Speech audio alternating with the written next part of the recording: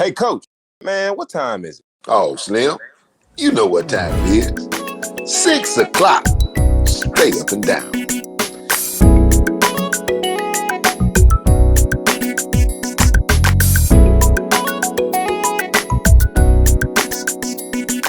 It's HomeSpun Sports with Coach John Montgomery. Sports talk with a twist of down-home wisdom.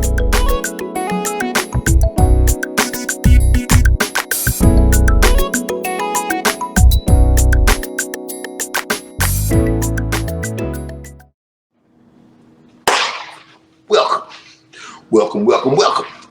You have tuned in to HomeSpun Sports.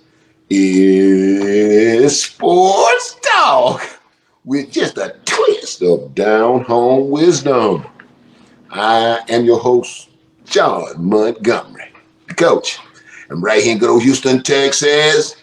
Way up there in Del City, Oklahoma. Looking all fly with the working the HomeSpun Sports t-shirt. Popping his collar. My main man. What's up, Slim? I can't call it, Coach. How you doing, man? Man, dude. Kicking off season 3. Season 3, Coach. Can't believe we had 3 seasons, man. Man, we had 3 seasons, man. We had 41 episodes.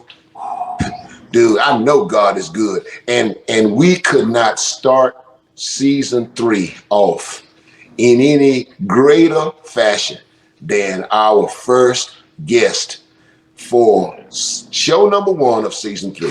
Ladies and gentlemen, our very special guest for this episode is a man whose name in the National Football League needs no introduction for what he did as a player, for what he did as a coach. Super Bowl champion, NFL head coach, and currently the head coach of the San Diego Chargers or LA Chargers. And currently he is serving as the assistant head coach of the San Francisco 49ers. And I won't bore you anymore with the details of what he's done, because I promise you, with this brother, it's all about what he's getting ready to do. So without any further ado, ladies and gentlemen, please make welcome my man, Coach Anthony Lynn. How you doing, John? Slim? Man. Welcome back, Coach. Great, Anthony. Great, man. Great. And thank you Your so introduction just keeps getting better and better, man. You need to introduce me all the time. You ain't the first person to say that, though, Coach. Anthony, man, bro, thank you, man. I know you got a busy schedule. You guys are getting ready to go to camp.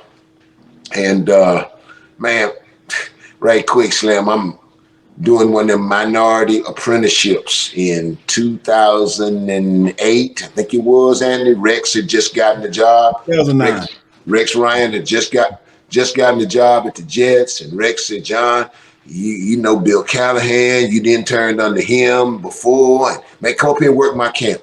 So, man, I jumped on the plane, flew up there, Florham Park, New Jersey. That's right. Oh, man, a picturesque facility. And Slim, I'm from Poto, Oklahoma, Anthony. And I'm walking through that place, dude. I'm in tall cotton, and I never will forget. Man, I walked up in your office. You sitting there at your desk, and he said, "What's up, Coach?" I said, man, I'm an intern, dog. I'm just taking in all this. This is big time. He said, where you been, man? Where you coached at, man? What you did? I said, well, I coached the offensive line at Savannah State. And he said, O-line. I said, I'm down there following Bill Callahan around. I said, but before that, I coached running back. He said, I coached the running backs. And then, man, Anthony, you threw me a dry marker pen. I said, man, how you block that inside zone, man? Show me how you do that, man. And show me how y'all do that outside zone and the gap scheme. And, man, I never will forget that it was just your spirit, man. And it's the same spirit that would allow you to come on with us, man. And I appreciate it. Well, I appreciate you getting on the board. I wanted to pick your brain a little bit. You know, that zone game, that was kind of my world back then, but I wanted to see how other people were doing it. But if you remember, what we spent the most on was the gap schemes. You really had some interesting gap schemes, and the way you blocked them, I liked it a lot, and I used them sometimes. Oh, man. So, Anthony, man, thanks, man. We will chop it up with you, man. I know you're excited, man. It's a people business, and your background ties you directly to the Shanahan family. And Slim, we just want to chop it up with you on that, man. So, Coach Lynn, you're from McKinney, Texas, and you played at Texas Whoa. Tech. I was born in McKinney, Texas. Born in McKinney, Texas. I'm from Salina, Texas. Let me get that right, Coach. Born in McKinney, Texas, and you played at Texas Tech. Yeah. Now, as a player, you are part of back-to-back Super Bowl champion teams, 32 and 33, right? Yeah. Okay. And then you decided to make your career in coaching. What exactly, like, who gave you the best advice for coaching, and where'd you receive it from? Well, first and foremost, my mother. My mother always wanted to become a coach, and she was a coach. She just didn't coach at a school or university, but she coached me from the time I was a kid. And so that's why I was first introduced to coaching was my mom. But I've always had, I grew up in a single parent home, and coaches were always like father figures to me. And I knew one day I wanted to coach, and I wanted to give back, and I wanted to help develop some young men like they helped me. So it was always on the forefront of me coaching when I was done playing. But I had a construction company at the end of my playing days, and I was building homes, and I kind of thought I might go that direction. And one day, Coach Walsh pulled me aside and talked to me about coaching and how he went through identifying guys on the roster that he thought could coach the National Football League. And I was one of those guys, and that kind of impressed me. And after that meeting with Coach Walsh, I never sat in a players meeting the same. I've always I thought about it from a coach's perspective. And Coach Shanahan saw that in me. And when I mentioned I was going to retire there, he immediately brought me on his coaching staff. And he was the one that got me going in this game and gave me an opportunity. Wow. So now, Anthony, we had Mike Westhoff on last show. Man, I know you know well. I know that about it. Mike great. A lot of things in this game now. The Godfather special teams. That's right. But that Jet staff, Mike coaches special teams on that staff. You had the running backs. Dennis Thurman had the DBs. Mike Pettine was the D coordinator.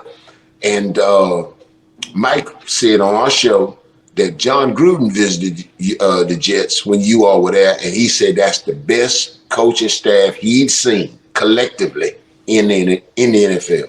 What was that experience like being with Rex? That was man. Rex would give you a lot of rope, and Rex would let you grow as a coach. He didn't tie you down with a lot of projects and things like that you never were going to get around to. He off seasons was the best thing with Rex because he allowed you to visit other places, and you come back and you give a report on what you learned, and he allowed you just to study and do your own projects. And I always appreciate that about Rex, just trusting his staff to continue to develop and want to be better. And some places you just don't get that opportunity. You're always doing something, so you're never really learning new things or evolving. But with Rex, you got a chance to evolve and develop into a good coach. Yeah, lest I forget, there was Mike Bloomgren. Absolutely.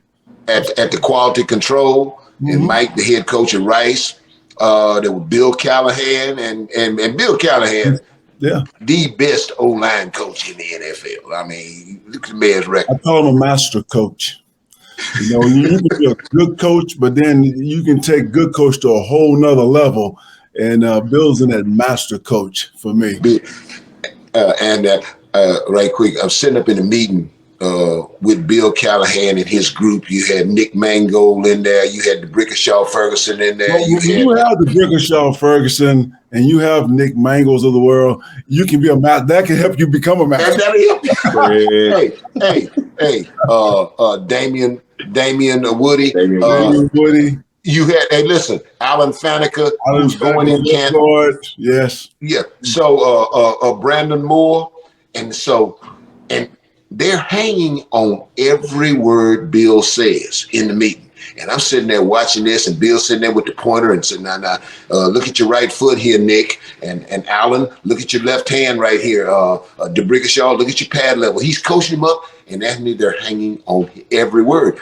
We walk out of the meeting going out on the practice field, and I'm following Bill and Bloom and Mike Bloomgren. And I said, them guys make way more money than you, but they hang on every word you say. And he said, I never will forget this. He said, one thing that gives me credibility, those guys are absolutely, positively certain that if they do everything I say, just like I say, they will make more money. and Anthony, we kept walking a little further on, and then finally Bill looked over at me, he said, John, you notice I didn't say win more games.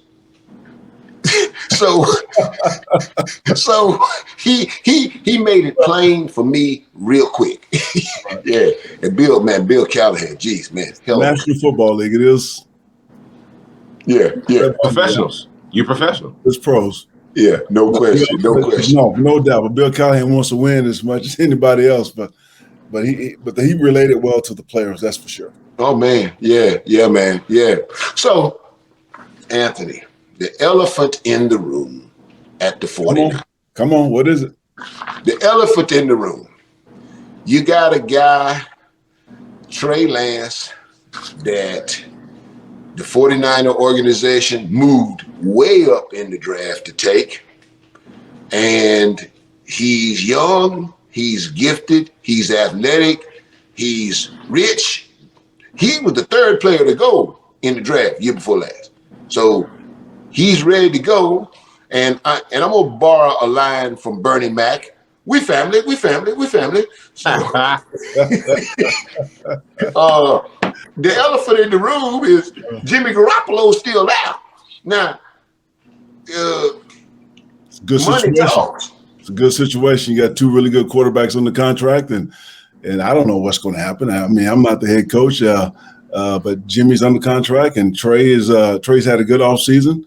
You know, he looked good, and so whichever one of these guys play, you know, we expect to win. Okay.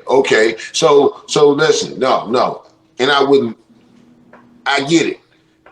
What will we see schematically? Is this guy Aaron Rodgers, Tom Brady? Oh man, Patrick Mahomes. I don't think anybody knew Tom Brady was Tom Brady, you know, when he first started.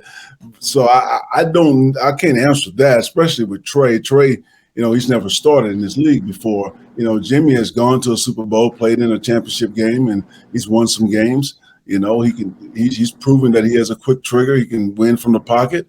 You know, from what I remember watching Trey coming out of school, he was a heck of a leader and a quarterback at North Dakota State. They had a lot of those guys. I drafted a kid out of there before Trey, but I mean, he ran that offense. He executed to the T. You know, they used him as some quarterback-driven run things. They moved the pocket a lot with him. He threw with good accuracy. So, you know, I think Trey's maybe more of a gamer. So we don't really know, but we like what we see in practice. And the 49ers obviously moved up to go get him. They like what they saw. And so, you know, either way, I think we're in good shape. Oh, you guys, hey, listen, man, y'all playing with house money. I don't know about all that now. But hey, listen. Hey, the fact remains, okay? Jimmy Garoppolo, you can go to the Super Bowl with Jimmy Garoppolo. Been done. You can go to the NFC Championship with Jimmy Garoppolo. Been done. You know, is this guy good enough in your opinion? Talk about Trey Lance. That you can mix them. You can mix them. You can do both. You can do a little Lamar Jackson, athletic stuff, or you can do the conventional pro-type offense, vertical passing game. Well, I don't right now for me, and being a new coach on the staff, it's not really fair for me to talk about what Trey can and can't do because I haven't been around him long enough. You know, I just remember watching Trey in college and what I liked about him in college and what I've seen in OTAs. You know, I think he's going to be an outstanding young quarterback in this league for a long time. I'm excited, Anthony, man, because I'm telling you, man. Y'all got Deebo Samuel back in the fold. Your offensive line is good. And I know, man, you a run game guy. And you win in football when you can play good defense and control the line of scrimmage on offense / run the ball. And I'm excited because it's gonna be some big time gap scheming going on in the 49ers now that Lynn and her. Hey, that running game been pretty good for a long time, going all the way back to when I played for Kyle's dad and watching Kyle as he's grown up in this league. I remember that NFC Championship game a few years ago when he ran the ball 8 times. I mean, threw the ball 8 times. I mean, Kyle would do whatever he has to do to win a football game. If you let him run it 50 times, he will. If you let him throw it 60 times, he will.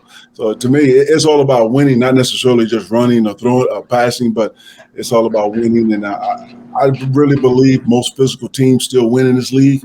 Absolutely. And I'm at a place where we have a common philosophy, and I believe I can still grow as a coach here and what we're doing.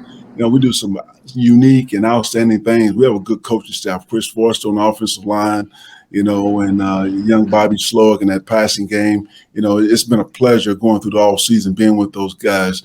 And then, of course, Kyle, you know, I've known him all his life. So this is like homecoming for me. And I played with the 49er organization back in the day.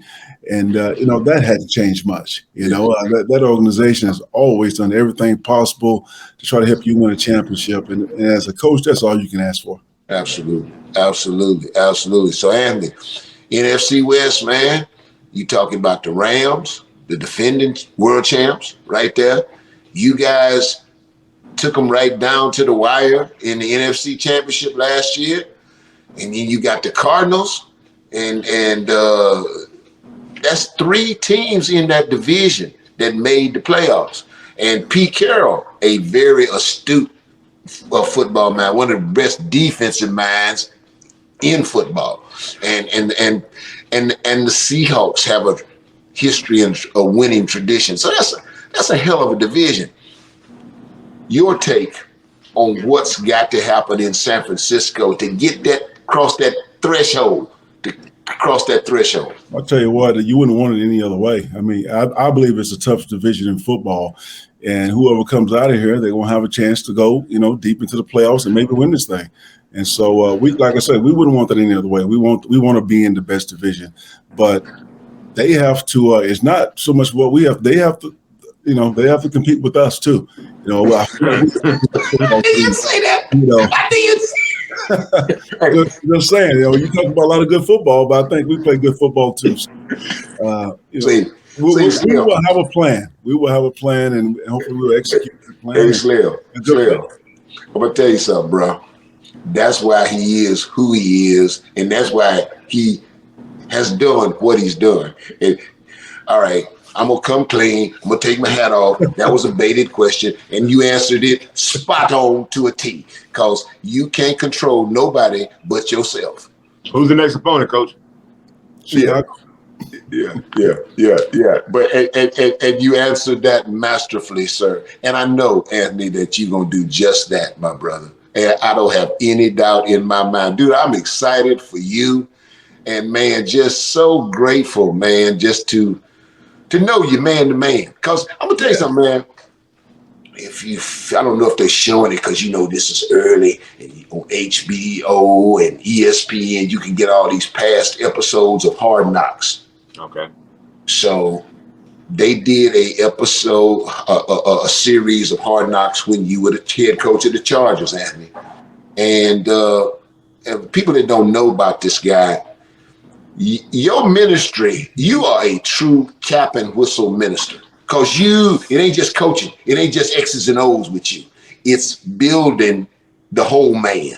And you do that well, brother. Well, I believe if you can, if you can help develop a young man, he's going to be a better player. And so, I think you can do both of those at the same time. Yeah. Anthony, man, when y'all go to camp, bro?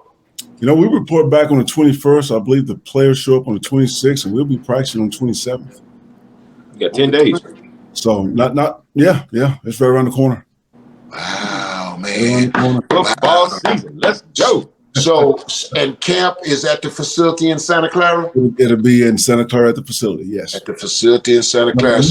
We go off Rockland back in the day, but I believe a few years ago they started doing it at home. Yeah. I remember when the facility was at Rockland. And I also remember when the offices were in Redwood City. Yeah, that was before me. Okay.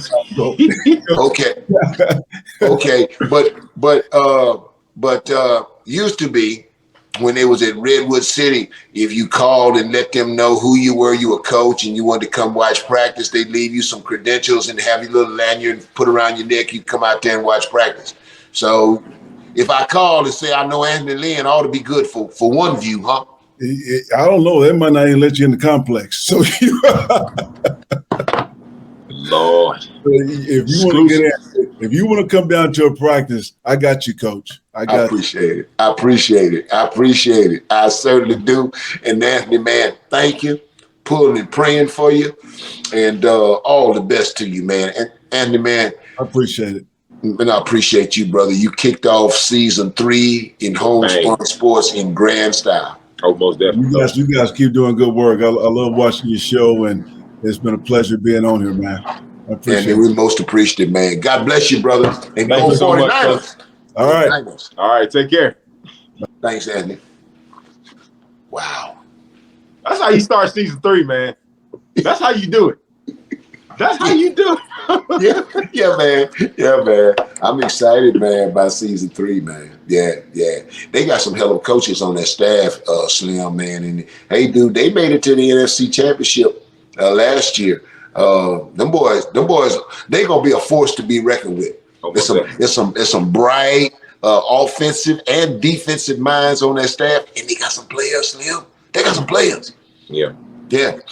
So now, ladies and gentlemen, once more and again, you ready to go, Slim? You know it. It's time for Slim's Pickings. Go ahead, bro. Yes, sir. What in the wide world of sports is going on here? Major League Baseball is really dropping the ball, y'all.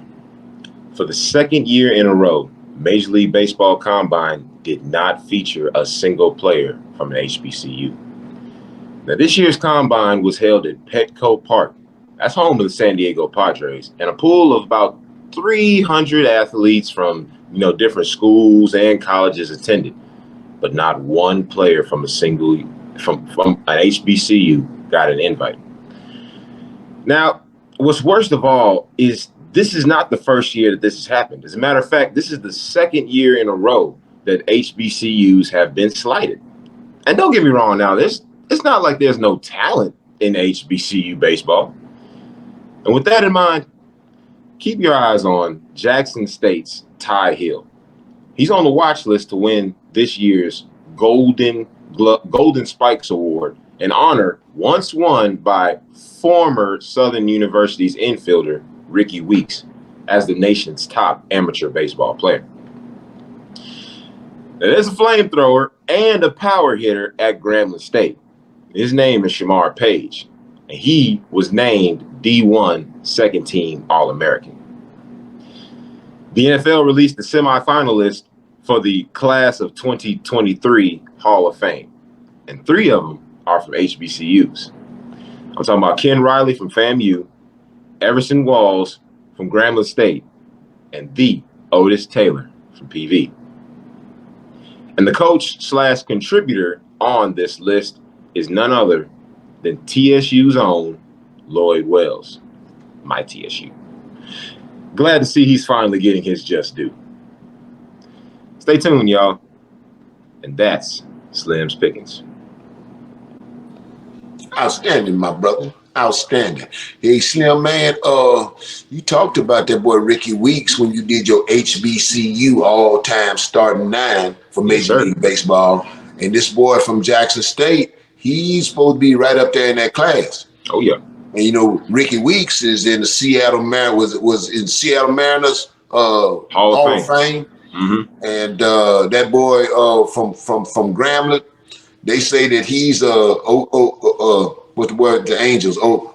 Oshani, the power hitter, the power hitter that throws them 98 and 100-mile flames. Ohtani, yeah. Yeah, he's supposed to be in that class, man. So yeah, Major League Baseball got to get on the job. There's talent in HBCU baseball. I'm glad you mentioned those guys, and I want to touch base on Ken Riley and Everson Walls and Otis Taylor. But There's also a gentleman who is on that senior list that to get in the Hall of Fame, and he should already been in there. This Joe Jacoby, and Joe had him on the show, Coach. And Joe was a guest on our show. And Joe, we want you to know, my brother, that we're pulling and praying for you that you get the recognition that you so richly deserve. Slim, they always string out wide receivers. They do. Drew Pearson strung him out. Art Monk, they strung him out. John Stallworth, they strung him out. Otis Taylor should be in the Hall of Fame. Should have already been in the Hall of Fame. Randy Moss made it yet, Coach? Well, first ballot Hall of Fame, but Otis Taylor should be in it. The guy that I'm so glad you mentioned is the judge on that senior list on the contributor side, Lloyd Wells. On Homespun Sports, we talked about in season 2, we talked about the AFL HBCU players in the AFL and how that facilitated the merger because of those good black players from HBCUs in the AFL and how they were paramount in helping Joe Namath and the Jets beat the Baltimore Colts, and how they were paramount in helping the Kansas City Chiefs beat the Minnesota Vikings in the Super Bowl. And on that Kansas City Chiefs team, Slim, you had Buck Buchanan, NFL Hall of Famer. You had Willie Lanier from Morgan State, Buck Buchanan from Grambling, Willie Lanier, Morgan State, NFL Hall of Famer. You had Frank Pitts, Southern University. Robert Tank Holmes, Southern University. You had Jim Marcellus, Tennessee State University. You had Jim Kearney playing free safety. Jim Kearney with Prairie View A&M, Otis Taylor. And all of them good black players from HBCUs that helped Kansas City Chiefs win that world championship were scouted by Lloyd Wells, the judge. And let me tell you something, Slim. Just like Bill Nunn, who built that Pittsburgh Steelers World Championship team, is inducted, they need to give the judge, Lloyd Wells, his just due and put a bronze statue of him up in Canton. No question. Now, Coach, we've mentioned previous shows in season 2. In season 2, we had Sammy White on as one of our guests. We did. I don't know if you noticed or not, but Coach White was at the Grambling Legends Banquet, I think last weekend. Grambling hosted a annual Legends Banquet. They had everybody come back in. Doug Williams, another former guest on season 2, he was there. The whole vibe was pretty much, what's the future looking like for Grambling? Absolutely. In your opinion, what is the future looking like for Grambling, Coach? Well, Slim, I would say it's guarded optimism. First of all, that Legends Banquet, that's Slim. That's big doings at Grambling now. No question about it. I know. See, and you and I went to it. Yeah, we went. Slim, when I worked there for Doug in 2011, when we won the SWAC, we went to it. If you remember, we sat with the late great Gramblingite and NFL Hall of Famer Willie Brown. We sat with Willie Brown. But Slim, understand something. They have it in the Hobby Center, which is picturesque, pristine, that basketball facility, named after the legendary basketball coach, Fred Hobby. And that's big doings, that Grambling Legends thing. It's basically James Shaq Harris and Doug Williams, baby. They the big wigs in putting that together. And they honor Gramblingites and give them recognition on their athletic achievements. And Slim, did you see now, we had Doug on the show, and when the job was open, and Doug made his position clear, Doug said what? He said Grambling needs a shot in the arm. That's what he said on our show, okay? Mm-hmm. Now, They got that shot in the arm when they went out and hired Hugh Jackson. NFL head coach, 2 different teams. I get it. Hugh Jackson gets the job. And what does he do? Man, hired Art Browse. He go out and hire Art Browse. He hires Art Browse. And what Doug Williams say about that, Slim? Doug Williams said, y'all want to do this? Okay, but I'm out. Doug Williams said that exactly. And Slim, what happened 4 days? 4 days after Doug Williams said that. Art Browse was out. Ding, ding. No more calls. We have a winner. Now, Slim, if I am the president of Richard Gallant, if I'm Richard Gallant, the president of Grambling State University, I'm looking at Travion Scott, who is the athletic director at Grambling State University. I'm like that. I'm like him in that scene in Harlem Lights. Nobody steals from me. The next time you bring somebody crooked into my organization, I'm gonna fucking kill you. Do you understand? Yes.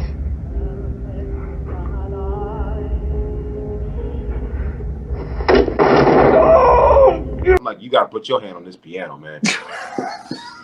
Slim. You gonna put your hand on this piano because number one, we done already had a situation where the volleyball coach then already got let go because she let go of her entire all her players. Hey, Slim. Chelsea Lucas. Hey, Slim. This boy, this AD, Travion Scott, he go out and hire Little Kim, Chelsea Lucas. He go out and hire Little Kim, Chelsea Lucas, and she ain't in the building good before she cut everybody on the team. Everybody. She cut them all. Okay, now, oh, by the way, she got fired about 10 days ago. Yeah, about a week and a half. She didn't let go. And now, here, you done brought Hugh Jackson, and who brought Art Browse. Bring Art Browse. And you right, Slim. That's a great scene when Bugsy Calhoun in Harlem Nights told that young gangster, come here. Say, Tommy Smalls is stealing from me. And you brought him in my organization. So you put your hand right here on the edge of this piano, and he pulled that piano stand down, broke that boy's hand. Listen, cause real talk, Slim, real talk. If you think about this, Mildred, if you are the president of Grambling State University, the last person you want to offend and not be on your side would be who? Doug Williams. Thank you. So, Slim, I think it's guarded optimism. There's no question. We had Sammy White on the show. Man, them people love Grambling. He called it dear old Grambling, coach. Thank you. Hey. Herb Nelson, and I know Herb's watching our show. Herb Nelson was Doug and Sammy's teammate at Grambling and a friend of mine. And Herb put it this way. If the good Lord thought he made anything better than Grambling State University, he'd have kept it for himself. Listen, man, them people ain't playing by Grambling. Oh, they don't play. And they don't play, coach. They don't play. So now, Slim, so now they have guarded optimism. That's what I'm gonna say. But Slim, since we talking about Grambling, let's go over that schedule right quick, man. Right quick. Let's do it. First game of the season, September 3rd. They go to Arkansas State. Lost. Second game of the season. Slim, right quick. It's a mid-major. I get it. A payday for Grambling. Take the money. Hope you come out of it healthy. Arkansas State need a W. So that's a good deal for both sides. Make the little money. Hope you come out of the game healthy. But that's a whipping. You're gonna lose. 0-1. Okay. Next week, September 10th, they got Northwestern State at home. Okay, it's at home. Slim, we gotta do some research on that. One schedule says it's at home. One says it's on the road. This ain't a power in 1AA football. Northwestern State up there in Natchitoches, Louisiana. They went 3-8 last year. Okay. The big in my mind, this is the most important game on Grambling's schedule because Can they recover? If it's at home, it's in Eddie G. Robinson Stadium. Can they recover? I don't think they can. So I got them 0-2. What you say? 0-2. Same. 0-2. Okay. September 17th, Jackson State. At Jackson State, Coach. Well, you know what's going to happen with that. 0-3. Next week, Bethune-Cookman, September 24th. At Bethune-Cookman. I say Hugh Jackson gets his inaugural win. Bethune-Cookman wasn't very good last year. They get to win on that. First dub of the season, we got them 1-4. October 1st, PV. October Cotton 1st, Prairie View, Slim. That's big day at the Cotton Bowl. Texas State Fair going on. Prairie View whipped them last year. I believe Bo McDowell, new man on the job, gonna hold that thing together. I look for them to hold serve. They beat them last year. I look for them to repeat and do it again. So I got Grambling losing that one. 1-4. 1-4. Alabama A&M, October 10th. On Normal's Hill, Lewis Cruz Stadium, and Cornell Manor ain't got a kill glass, and Grambling people don't respect Alabama A&M. I got Grambling winning that one. 2-4. FAMU, October 15th. Willie Simmons, head football coach at Florida A&M, won 9 games last year, and he ain't about to lose to Grambling. And it's in Grambling, so I got the Rattlers coming out on top on that one. 2-5. Next week, October 29th, Alcorn State. All right, Fred McNair comes to Grambling, and I got the Braves coming in there and getting a W. And so now that means that the Grambling Tigers, if we're right, have back-to-back home game losses. That makes them 2-6. Next week, they play UAPB. And UAPB beat them last year. Yep. And I look for them to do it again. Slim, strength makes strength. Weakness make weakness. If we're right, UAPB comes in there and they've suffered back-to-back home game losses. I look for UAPB to do it again, and they lose again. Dang. They 2-9 now, Coach. Okay. Texas Southern. Wait. They're not 2-9, they're 2-7. Okay. Texas Southern. Texas Southern in H-Town, Houston, Texas. And Slim, I have vivid memories of the 2016 season when I was the O-line coach under Mike Haywood, and we had Grambling down 28-10 at the half. But I'm telling you, I said it on the show when Sammy White was on the show. I told Mike Haywood and all my fellow assistant coaches when I coached there in 2016, when you play Grambling, you're not playing the quarterback, you ain't playing the linebacker, you ain't playing the running back or the defensive end. You playing that G. And the bottom line, Grambling folks do not respect Texas Southern. They came back to whip us. But here's the unknown. Here's a factor you got to factor in. Clarence McKinney fighting for his job, Coach. What?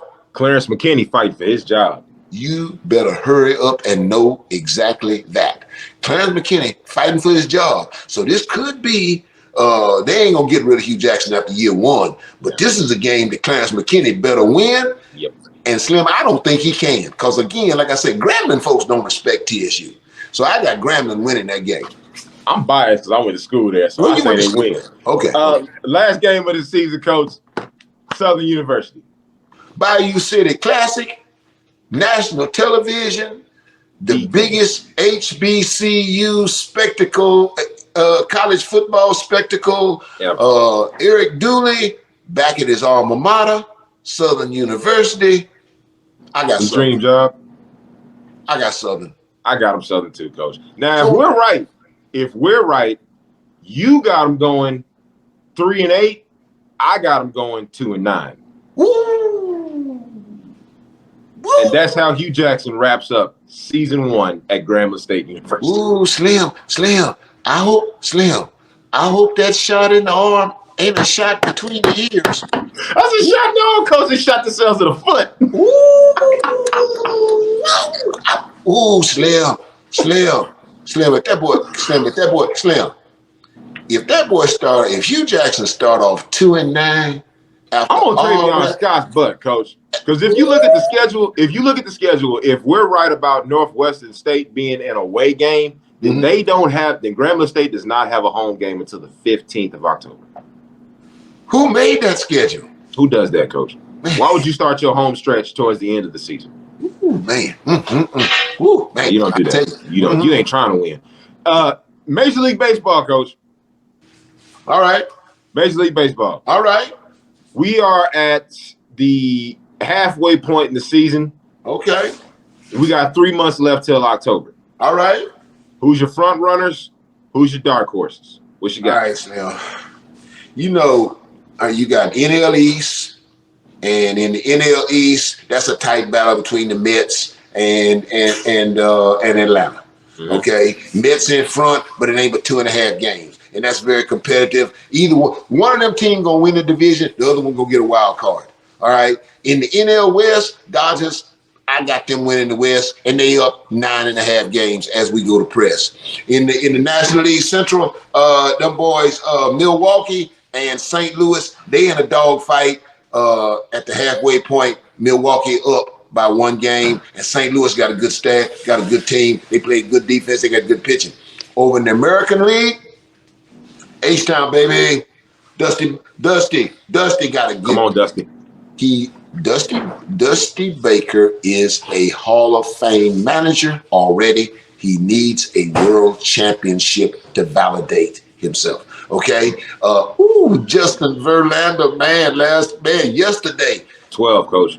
12 Listen. Strikeouts. That put him at. He now leads the record for strikeouts.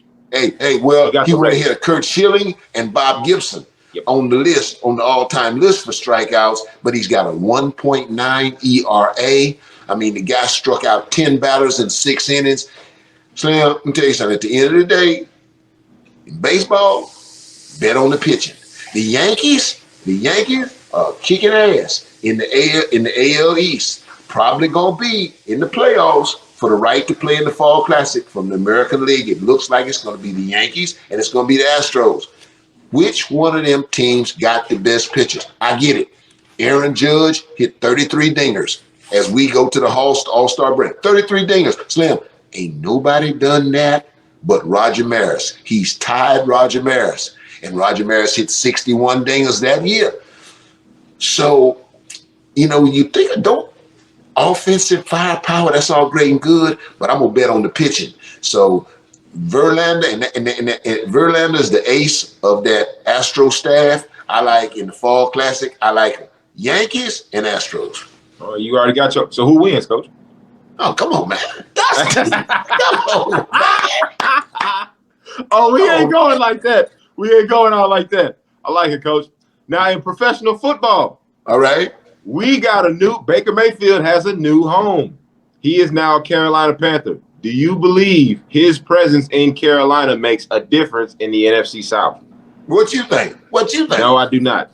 I still believe that the Tampa Bay Buccaneers are still the top dog. As a matter of fact, in my opinion, it's Tampa Bay, New Orleans, Atlanta, and then Carolina. Ooh, okay. See, all right. Will he make a difference? I'll put it this way. He'll make a difference if Christian McCaffrey is healthy. Yeah. And Christian McCaffrey has struggled to be healthy. Yeah. Okay? But let's not get this thing twisted, Slim. Yeah, he's in Carolina. Okay? I said it on my Facebook page 3 weeks ago that Matt Rule has got to roll the dice, shoot the dice, and make that move. And they did. Basically, he had no choice. Come on. Matt Rule don't make the playoffs. Matt Rule is history. Look at what he got. Look at what he got right now, coach. And you got Sam Darnold. You know what you got in him. Who has proven that he gonna turn the football over. Yeah. So he could not go into this season with Sam Darnold. Okay. So like I said on my Facebook page, he called Baker Mayfield, said, listen here, partner, I want to see the Baker Mayfield that I saw when I was the head coach at Baylor. A young, tough, cocky, player who went out there with a chip on his shoulder like he had something to prove. Stay your behind on social media, shut your mouth, and come on in here in Carolina and save my job and save your career. Okay? But when you look at that NFC South, Mildred, the team that I think you better watch is them Saints. And here's why. I said in my mock draft that the top 3 tackles were, number 1, the big kid from NC State that went, that went to Carolina. Yeah. Now, is he a plug-in guy at Carolina? Okay. But I thought he was the best tackle, and he was the first tackle to go. The second one was the big Neal kid that went to the Giants from Alabama. The third one was Cross that went to Seattle. Went to Seattle from Mississippi State. Yep. But I said in my mock draft that the 4th best tackle was Trevor Penning, the big tackle from Northern Iowa. Mildred, if Trevor Penning is a plug-in guy at the Saints, that gives the Saints 3 first-round picks in the offensive line. If you can block them, you can beat them.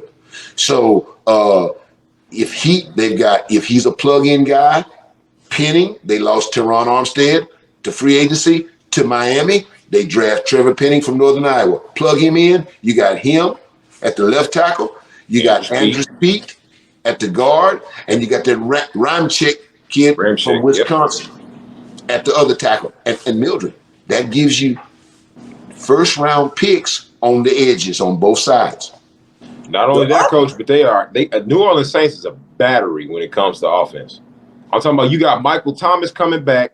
If Jameis Winston cannot turn the ball over, you got Jarvis Landry, Chris Olave, and Michael Thomas. Thank you.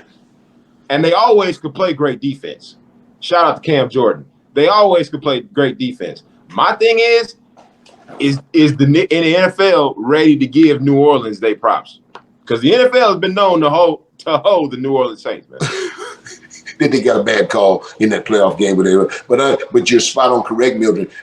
If we see the Jameis Winston, who before he tore his ACL last year, if we see that Jameis Winston, make no question about it, them boys from New Orleans could be dangerous. There's no question. Right quick, before we get out in the NFC South, if I was Arthur Smith, I'd get Desmond Ridder ready hey, Slim, as your grandmama used to say, before Quick gets ready. Get ready. Yeah. I would listen.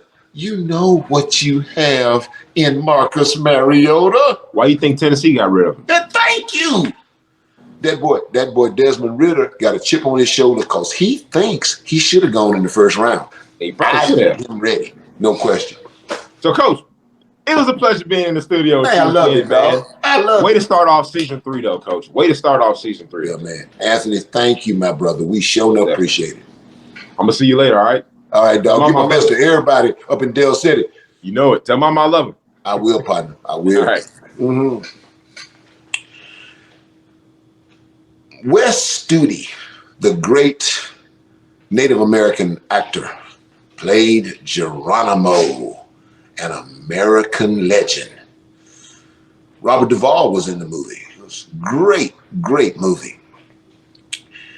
At the end of the movie, you see Geronimo and his band of warriors holding off the United States Army for weeks.